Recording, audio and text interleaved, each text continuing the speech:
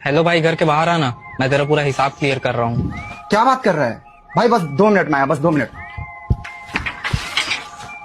भाई तू मजाक तो नहीं कर रहा है ना? तू सही में मेरे पैसे वापस कर रहा है?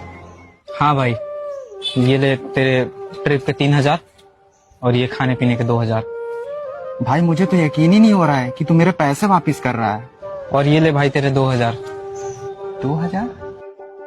मैंने लिए थे भाई, लिए थे, तुझे याद नहीं है? ले पकड़।